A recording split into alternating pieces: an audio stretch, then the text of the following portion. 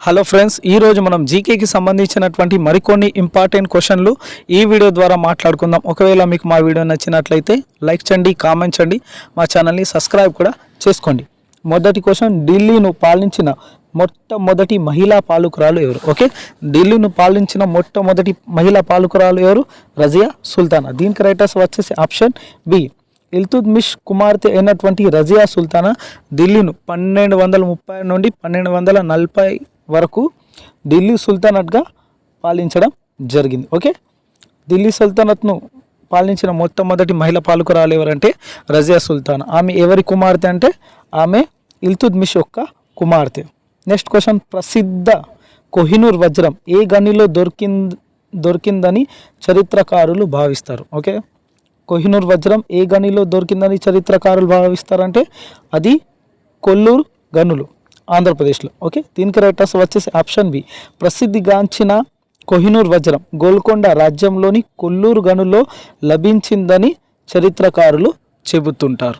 Okay, next question, ప్రపంచ పర్యావరణ దినోత్సవం వరల్డ్ ఎన్విరాన్మెంట్ డే ఎప్పుడు జరుపుకుంటాం? ఓకే, ప్రపంచ పర్యావరణ దినోత్సవం మనం ఎప్పుడు జరుపుకుంటాం అంటే అది ప్రతి సంవత్సరం 5 జూన్ నాడు జరుపుకుంటాం. దీనికి రైటర్స్ వచ్చేసి ఆప్షన్ ఏ.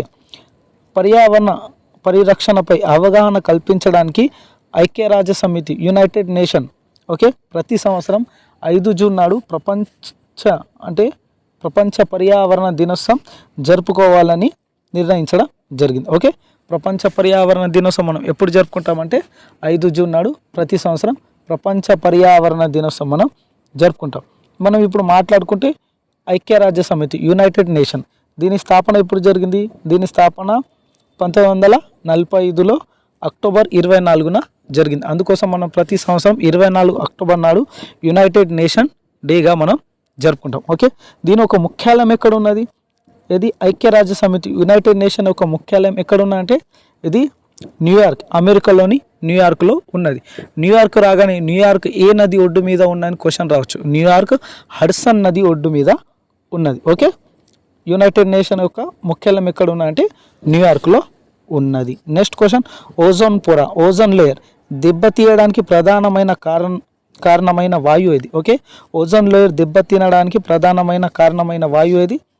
అది క్లోరోఫ్లోరో కార్బన్, సిఎఫ్సి. ఓకే, దీనికి రైట్ వచ్చేసి ఆప్షన్ సి. మనం మాట్లాడుకుంటే రిఫ్రిజిరేటర్, ఏసీల నుండి వెలువడే సిఎఫ్సి క్లోరోఫ్లోరో కార్బన్ వల్ల వాతావరణంలోని ఓజోన్ పొర క్షీణిస్తుంది. ఓకే, మనం మాట్లాడుకుంటే ఓజోన్ డే ప్రతి సంవత్సరం ఎప్పుడు జరుపుకుంటాం అంటే ప్రపంచ ఓజోన్ దినోత్సవం మనం ఎప్పుడు జరుపుకుంటాం అంటే ప్రతి సంవత్సరం 16 సెప్టెంబర్ నాడు ఓజోన్ డే మనం జరుపుకుంటాం. ఓకే,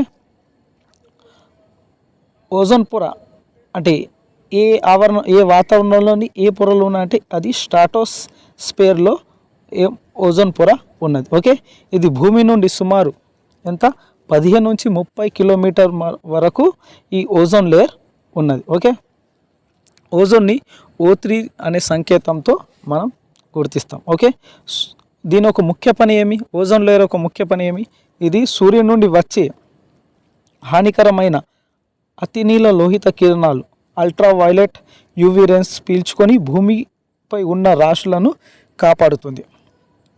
ఓకే, మనం ప్రతి సంవత్సరం ఓజోన్ డే అంటే ఓజోన్ పొర దినోత్సవం ఎప్పుడు జరుపుకుంటామంటే 16 సెప్టెంబర్ నాడు జరుపుకుంటాం. ఇప్పుడు మనం 16 సెప్టెంబర్కి సంబంధించినటువంటి కొన్ని ఇంపార్టెంట్ డేస్ గురించి మనం ఇప్పుడు మాట్లాడుకుంటాం. ప్రతి సంవత్సరం మొదట 5 సెప్టెంబర్ నాడు మనం ఏ రోజు జరుపుకుంటాం? 5 సెప్టెంబర్ నాడు మనం ఇండియాలో నేషనల్ టీచర్స్ డే మనం జరుపుకుంటాం. ఓకే, నెక్స్ట్ వచ్చేసి ఏది? 14 సెప్టెంబర్ నాడు మనం నేషనల్ హిందీ డే మనం ప్రతి సంవత్సరం 14 సెప్టెంబర్ నాడు నేషనల్ హిందీ డే మనం జరుపుకుంటాం.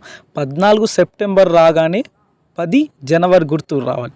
10 జనవరి నాడు మనం వరల్డ్ హిందీ డే జరుపుకుంటాం. ఓకే, ప్రపంచ హిందీ దినోత్సవం 10 జనవరి నాడు, ఇండియాలో నేషనల్ హిందీ డే 14 సెప్టెంబర్ నాడు. ఓకే, 16 సెప్టెంబర్ నాడు అయితే ఓజోన్ పొర దినోత్సవం మనం ప్రతి సంవత్సరం 16 సెప్టెంబర్ నాడు జరుపుకుంటాం. ఓకే, 16 సెప్టెంబర్ రాగానే 17 సెప్టెంబర్ నాడు ఎవరి పుట్టినరోజు? మన ప్రజెంట్ ప్రధానమంత్రి అయినటువంటి నరేంద్ర మోదీ యొక్క పుట్టినరోజు ఎప్పుడు, బర్త్డే ఎప్పుడు? 17 సెప్టెంబర్. 17 సెప్టెంబర్ 2022లో ప్రాజెక్ట్ చీతా ప్రారంభించడం జరిగింది. ఓకే, 2022లో ప్రధాని మోదీ పుట్టినరోజు సందర్భంగా 2022లో ప్రాజెక్ట్ చీతాను ప్రారంభించడం జరిగింది. ప్రాజెక్ట్ చీతా గుర్తుకు రాని ప్రాజెక్ట్ టైగర్ గుర్తుకు రావాలి. ఓకే, ప్రాజెక్ట్ టైగర్ ఎప్పుడు? 1973లో ప్రారంభించడం జరిగింది. ప్రాజెక్ట్ టైగర్ రాగానే ప్రాజెక్ట్ ఎలిఫెంట్ గుర్తుకు రావాలి. ప్రాజెక్ట్ ఎలిఫెంట్ ప్రతి సంవత్సరం మొదటిసారిగా ఎప్పుడు ప్రాజెక్ట్ ఎలిఫెంట్ ఎప్పుడు ప్రారంభించడం జరిగింది? ప్రాజెక్ట్ ఎలిఫెంట్ 1992లో ప్రారంభించడం జరిగింది. ఓకే, ఏదేది? ప్రాజెక్ట్ చీతా 2022లో, ప్రాజెక్ట్ టైగర్ 1973లో, ప్రాజెక్ట్ ఎలిఫెంట్ ఎక్కడ, ఎప్పుడు? 1992లో ప్రారంభించడం జరిగింది. భారతదేశంలోని ఏ రాష్ట్రంలో అత్యధిక టైగర్లు ఉన్నాయి? అది మధ్యప్రదేశ్ రాష్ట్రంలో ఉన్నది. ఓకే, మధ్యప్రదేశ్ని ఏమని పిలుస్తారు? టైగర్ స్టేట్ మరియు హార్ట్ ఆఫ్ ఇండియా అని కూడా మధ్యప్రదేశ్ రాష్ట్రంను పిలవడం జరుగుతుంది. నెక్స్ట్ క్వశ్చన్, దక్షిణ భారతదేశంలో అత్యంత ఎత్తైన శిఖరం ఏది? ఓకే, దక్షిణ భారతదేశంలో అత్యంత ఎత్తైన శిఖరం ఏదంటే అది అనైముడి. దీనికి రైట్ ఆన్సర్ వచ్చేసి ఆప్షన్ ఇది బి. ఓకే, మనం మాట్లాడుకుంటే ఇది అనైముడి ప్రజెంట్ దీని ఎత్తు ఎంత? ఇది 2695 మీటర్ల ఎత్తులో అంటే హైట్. ఓకే, ఇదేంది? ఈ మన అనైముడిది. ఓకే, ఇది ప్రజెంట్ ఈ అనైముడి ఏ రాష్ట్రంలో ఉన్నది? ఇది కేరళ రాష్ట్రంలో ఉన్నది. మనం మాట్లాడుకుంటే కేరళ క్యాపిటల్ ఏది? తిరువనంతపురం. కేరళ యొక్క ముఖ్యమంత్రి పినరాయి విజయన్, కేరళ యొక్క గవర్నర్ రాజేంద్ర అర్లేకర్. ఓకే, భారతదేశ సుగంధ ద్రవ్యాల తోట అని కేరళ రాష్ట్రాన్ని పిలవడం జరుగుతుంది. ఓకే, భారతదేశంలో అత్యధిక అక్షరాస్యత లిటరసీ రేట్ కలిగిన రాష్ట్రం ఏదంటే అది కూడా కేరళ రాష్ట్రమే. ఓకే, కేరళలో 2 ముఖ్యమైన శాస్త్రీయ నృత్యాలు ఉన్నాయి. ఒకటి కథకళి, ఇది కేరళ రాష్ట్రానికి చెందింది. కథక్ రాగానే అది ఉత్తరప్రదేశ్ రాష్ట్రానికి చెందింది. ఓకే, కథకళి వచ్చేసి కేరళ రాష్ట్రానికి చెందింది, కథక్ వచ్చేసి ఉత్తరప్రదేశ్ రాష్ట్రానికి చెందింది. ఓకే, మరియు మోహిని అట్టం ఇది కూడా కేరళ రాష్ట్రానికి చెందినవి. ఓకే, కేరళలో ఒక ముఖ్యమైన పండుగ ఉంది, ఓనం. ఓకే, ఇది కేరళలో అత్యంత ముఖ్యమైన పండుగలలో ఒకటి. మరియు నెక్స్ట్ విషు అనేది కేరళలో మలయాళ నూతన సంవత్సరంగా జరుపుకుంటారు. ఓకే, ఒకవేళ మీకు మా వీడియో నచ్చినట్లయితే లైక్ చేయండి, కామెంట్ చేయండి, మా ఛానల్ని సబ్స్క్రైబ్ కూడా చేసుకోండి. Thank you for watching this video.